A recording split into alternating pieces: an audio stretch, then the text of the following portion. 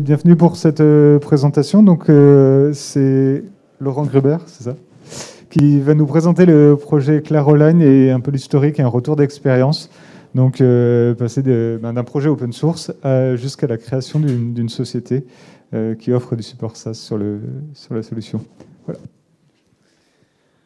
Merci, bonjour à tous. Du coup, je vais vous refaire un peu l'histoire des 20 ans du projet Claroline et puis essayer de vous donner un peu des billes sur ce qu'on a fait, comment on est arrivé et comment on est arrivé là.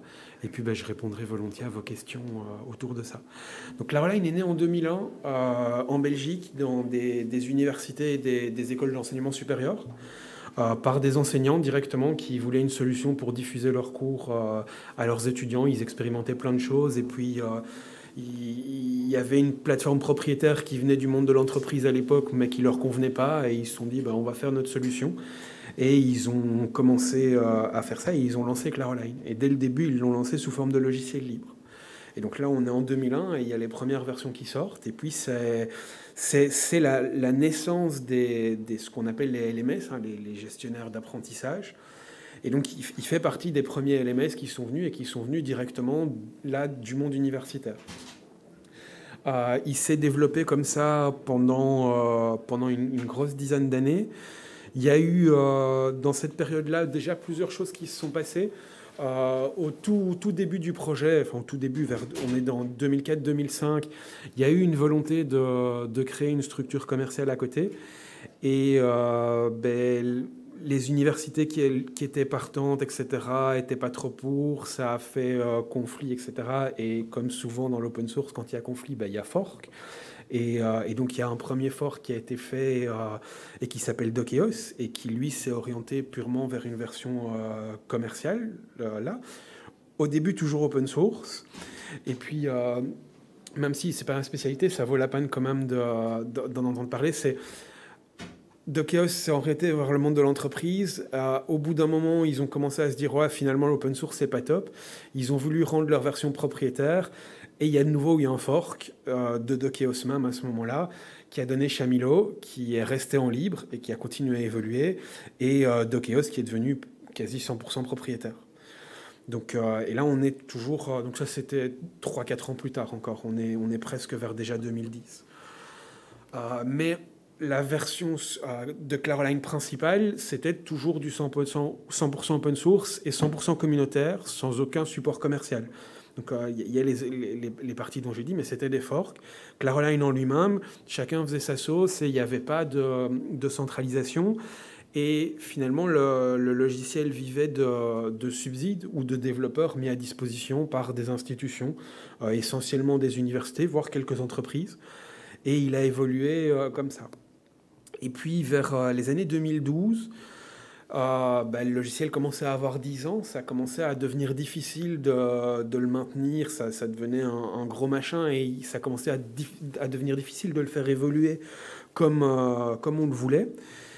Et puis, il y avait des opportunités avec d'autres plateformes, notamment il y avait l'Université de Lyon qui développait une plateforme qui s'appelait Spiral Connect et qui était aussi un LMS. Et Marcel Lebrun, qui est à l'origine de la naissance de Claroline, qui est un des papas, je veux dire, de Claroline, et Christophe Battier, qui était à l'origine de Spiral Connect, se connaissaient bien, etc. Ils avaient tous les deux l'envie de refondre et repartir sur quelque chose. Et en 2012, ils décident du coup de s'associer et de repartir from scratch et de refaire une nouvelle version qu'on a appelée Claroline Connect et qui est repartie sur un socle technique complètement de zéro. Ce qui avait une série d'avantages et une série d'inconvénients. Cette bascule technique s'est faite toujours grâce à des subsides ou des emplois subsidiés, parce que c'est ça, des développeurs mis à disposition, et toujours en 100% libre. Ça s'est fait pour la communauté un peu dans la douleur, dans le sens qu'il y avait un pôle fort entre les deux universités qui maintenaient le projet et qui faisaient vivre les choses et qui allaient un peu de l'avant sans inclure complètement le reste de la communauté qui était toujours sur la version précédente. Et donc ça a été un peu compliqué dans la communauté. Il y a à ce moment-là, enfin petit à petit, toute une série d'institutions qui sont passées vers Moodle, et Moodle a clairement pris le pas sur Claroline dans ces époques-là. Parce que avant, ça a commencé, les discussions ont commencé en 2010. En 2012, la décision a été prise de faire une nouvelle version from scratch, et elle est sortie qu'en 2015. Donc ça a mis longtemps à émerger. Après, cette version a pu s'appuyer sur tout ce qui avait été appris en termes d'usage sur la version précédente. Un exemple simple, dans la version 1 de Claroline, on avait des espaces de cours, hein, ça venait du monde universitaire, c'était tout des cours. Et puis en fait, on s'est rendu compte qu'il y a des gens qui utilisaient ça pour gérer des thèses de doctorat, pour gérer des appels à projets, enfin dans des cadres tout à fait différents que simplement le cours. Du coup, dans la version de Claroline Connect, on a renommé ces espaces, on les a appelés espaces d'activité, et on est sorti dans l'idée purement linéaire du cours. On peut toujours bien sûr faire des cours avec, mais on peut aller au-delà. On a une autre grosse chose qui a apparu et qui vient de là, c'est l'idée que dans Claroline Connect, tout est ressource. Et donc tout est des petits bouts qu'on peut assembler comme on veut. Là où on avait quelque chose de nouveau assez linéaire avant, on a découpé les choses, et une ressource, par exemple une image, c'est une ressource. Une vidéo, c'est une ressource. Et on peut utiliser la même image ou la même vidéo dans plusieurs parcours d'apprentissage différents. On a créé ces notions-là. Donc on a capitalisé sur tout ça, mais ça a mis longtemps à accoucher. Et puis là aussi, il y a un des travers du logiciel libre, à mon sens, qui apparaît assez vite, c'est que ça a été fait par plusieurs équipes différentes, par plusieurs développeurs différents, qui ont chacun fait un peu les choses à leur sauce. Et donc on se retrouverait, je crois, avec 3 ou 4 frameworks front-end différents. Le back-end, c'était le bazar aussi. Et on avait un peu du mal à atterrir sur une version stable qui puisse être mise en production. Et à ce moment-là, en 2015, les sources de financement commençaient à se tarir, les financements, les subsides, etc. Et du coup, s'il y a une société qui a été créée pour créer du service, c'est entre autres pour répondre à ce besoin de financement des développements le modèle précédent qui a vécu jusque 2015, il était arrivé au bout. On n'arrivait plus à financer les choses comme ça.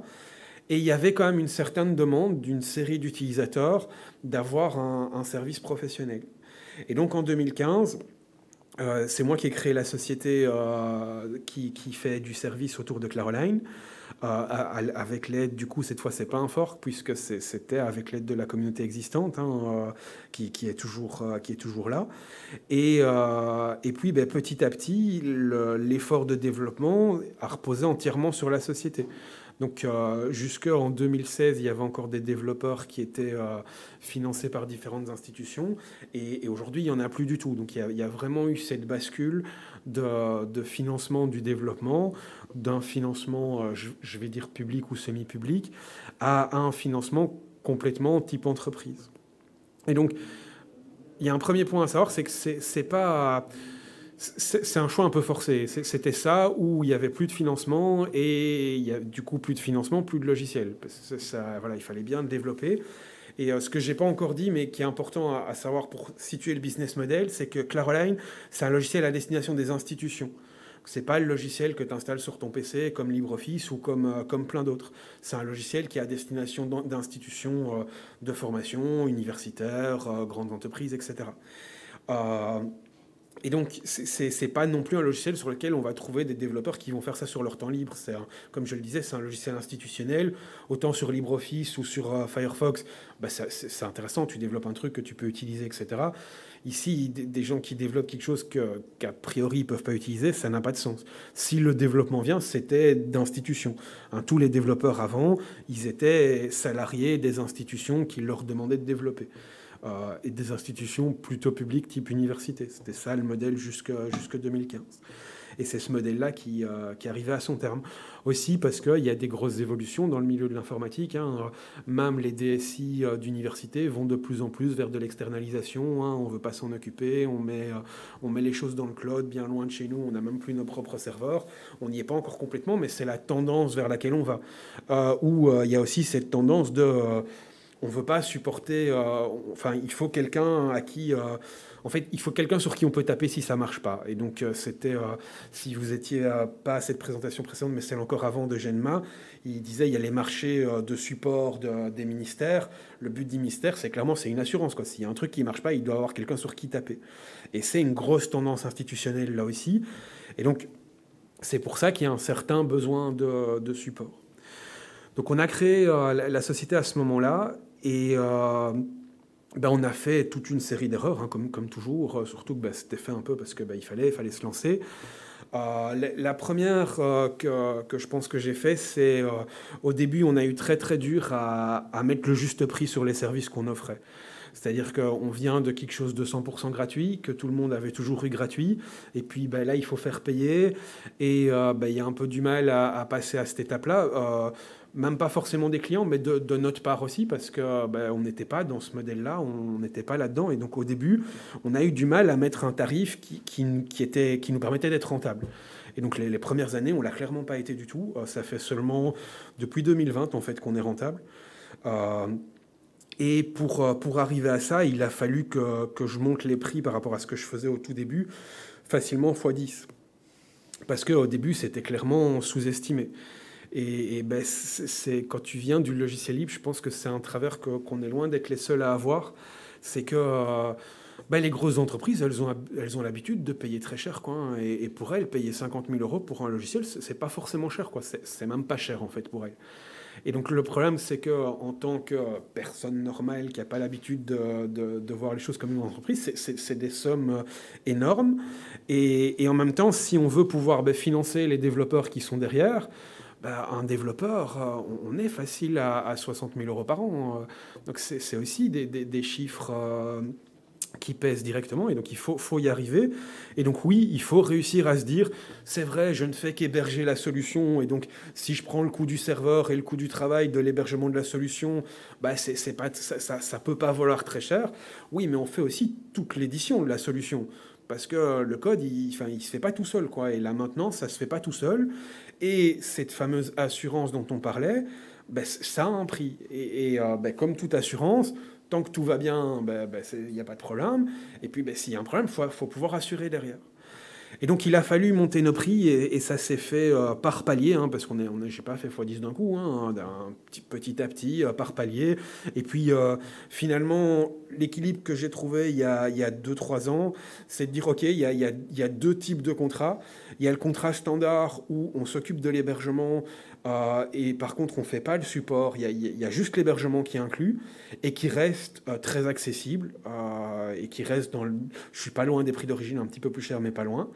Et puis, il y a le contrat qu'on a appelé entreprise ou tout compris, où il y a un chef de projet qui accompagne, tout le support est compris, il y a la fameuse assurance, et il est 3 à 4 fois plus cher que celui de base.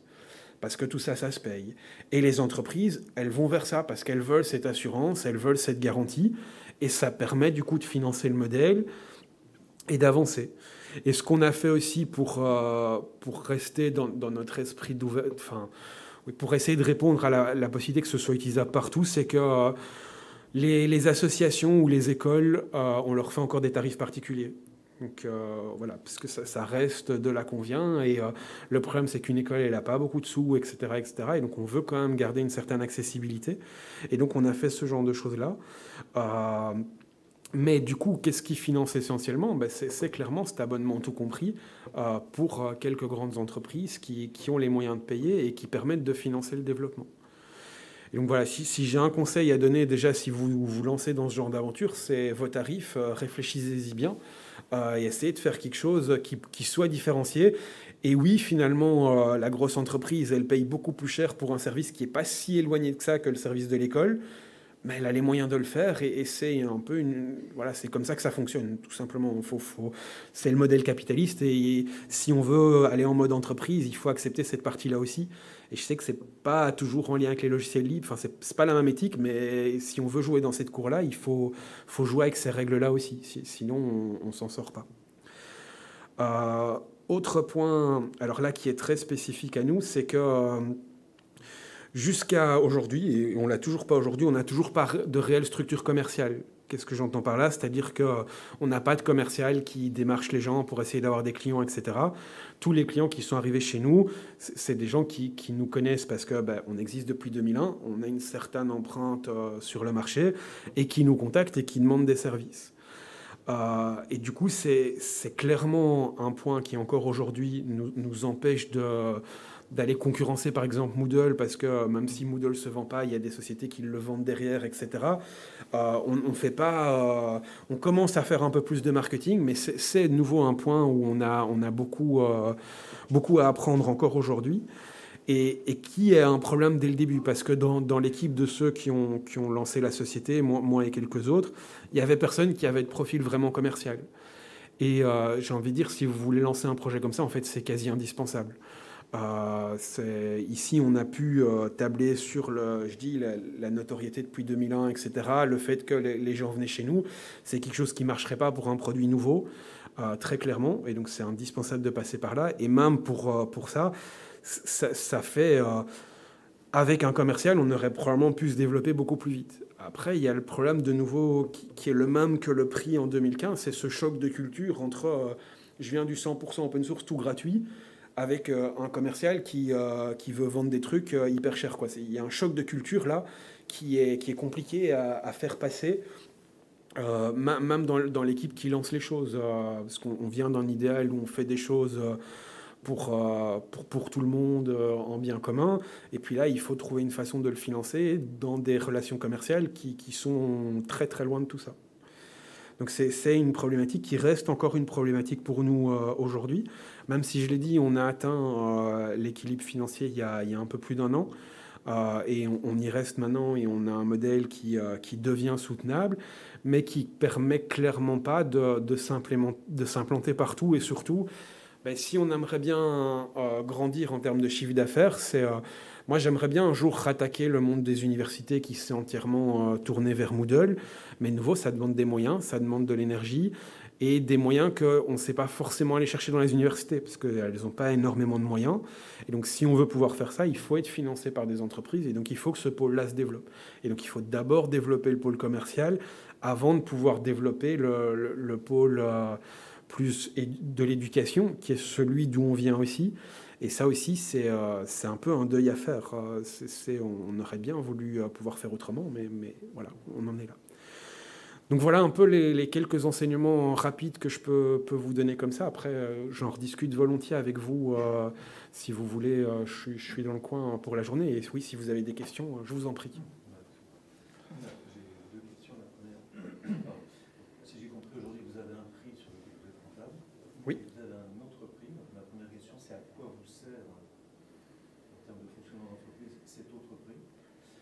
Ma deuxième question, à quoi vous sert aujourd'hui d'être open source? Ok. Alors, pour la première question, d'abord, les deux prix sont rentables. Dans le sens que le premier, celui qui est moins cher, il y a beaucoup moins de services associés, et donc c'est rentable. Simplement, c'est rentable, ça finance moins la partie que moi j'appelle recherche et développement, qui est les évolutions du logiciel. Mais dans les deux cas, c'est rentable. Donc voilà, ça c'est le premier point. Et donc à quoi il sert? Ça ramène quand même des sous, et ça permet aussi de rester accessible, parce que une école n'a pas forcément besoin du support d'une entreprise et des mêmes services. Voilà. Et à quoi ça sert de rester open source? Alors, outre le fait que ça sert, il reste une question de conviction. Hein. On l'était avant et on a envie de le rester pour rester accessible. Ça, en termes commerciaux, ça a quand même un impact. Dans toute une série de clients que j'ai, le fait que ce soit open source, c'est important pour eux. Non pas parce que... en fait, parce qu'ils ont la garantie que, quoi qu'il arrive, même si la société disparaît, tout ce qu'eux ont fait ne va pas disparaître. Ils peuvent récupérer le code, c'est open source, ils gardent une plus grande maîtrise de leurs données. Et nous, on est très bien avec ça. Et dans tous nos contrats, il y a... vous partez quand vous voulez, on vous donne vos données. Voilà, vous voulez le faire autrement, aucun problème. Et donc, ça reste, en tout cas pour une frange de clients, un avantage concurrentiel par rapport à des solutions propriétaires, de pérennité, etc. Après, là où la question se pose beaucoup plus, c'est que aujourd'hui, il n'y a quasi pas de contribution extérieure en termes de purement code. Et donc, à ce niveau-là, ça ne nous sert à rien. Maintenant, comme je l'ai dit, On est dans un logiciel utilisé par des institutions, dans un cadre particulier qui ne se prête pas hyper bien à la collaboration. Donc voilà, à voir. Oui. Vous avez justement des exemples d'entreprises qui sont parties, qui ont développé leur solution, ou finalement ils vous font confiance parce que c'est eux qui avaient l'historique et les compétences? Alors, s'il y en a qui sont partis, ils sont partis en général plutôt pour Moodle ou pour autre chose. Ils ne sont pas partis développer leur solution. Ça, j'ai aucun exemple comme ça. Et la plupart sont restés avec nous. Il y en a 2-3 comme ça qui ont fini par partir. Et en général, quand ça s'est passé, c'est pour des raisons plutôt politiques, dans le sens qu'il y a un nouveau directeur qui est arrivé, et puis lui, il a toujours utilisé Moodle et il veut passer dessus, et voilà. Donc oui, ça arrive. Maintenant, à ma connaissance, jamais pour développer sa propre solution. Pour adresser le marché des entreprises, est-ce que vous travaillez avec des partenaires déjà ou... Parce que je me demandais entre finalement développer cette expertise de réseau commercial, etc., et puis ces grandes entreprises qui en général ont des fournisseurs au catalogue et travaillent avec des grandes sociétés de services. Est-ce qu'il y a pas des intérêts parfois, quitte à ce qu'il y ait une commission finalement au passage, mais pour le service, passer par les intermédiaires? Aujourd'hui, ce n'est pas le cas, et on n'a pas encore rencontré de partenaires où où ça pouvait se faire. Maintenant, oui, c'est quelque chose sur lequel on serait tout à fait ouvert, mais à ce jour, ce n'est pas le cas non plus. C'est pas le cas. Après, comme je l'ai dit, il y a ce fait qu'on est sur un marché de semi-niche, parce qu'on n'est pas sur un logiciel de messagerie que toutes les entreprises ont besoin. Très clairement, les PME, ça ne les intéresse pas, notre logiciel, et c'est très bien. Et donc voilà, ça reste qu'on est sur quelque chose un secteur un peu spécifique, et donc en fait il faudrait qu'on trouve des partenaires dans ce secteur-là, et soit c'est plutôt des concurrents, et du coup partenariat c'est compliqué, mais des partenaires purs, non, pas que je connaisse. D'autres questions? Merci beaucoup. Merci.